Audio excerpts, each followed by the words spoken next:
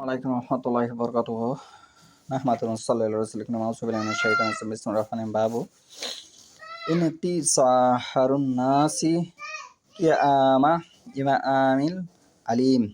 আজকের বক্তব্যের বিষয় হলো ইমামের দাঁড়ানো পর্যন্ত মানুষের অপেক্ষা করা।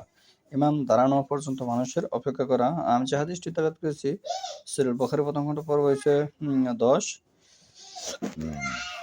হাদিস নম্বর হচ্ছে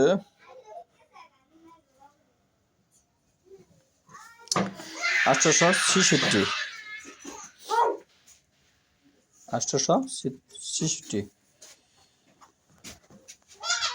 হিন্দু বিনতু হারিস রচনা হতে বর্ণিত, নবী সাল্লামের স্ত্রী সালমা রচনা তাকে জানিয়েছেন যে নারীরা আল্লাহ রাসূল সাল্লামের সময় ফরজ সালাতে সালাম ফেরানোর সাথে সাথে উঠে যেতেন এবং রাসূলুল্লাহ সাল্লাল্লাহু তার সঙ্গে সালাত আদায়কারী পুরুষগণ রাসূলুল্লাহ সাল্লাল্লাহু আলাইহি ওয়াসাল্লামের সাথে সালাত আদায়কারী পুরুষগণ আল্লাহ যতক্ষণ ইচ্ছা করেন অবস্থান করতেন।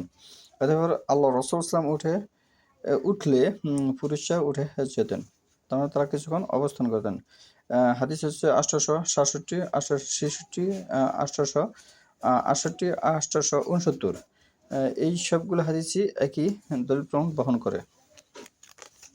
এখান থেকে আমাদের ইসলাম সম্পর্কে জ্ঞান অর্জন করতে হবে।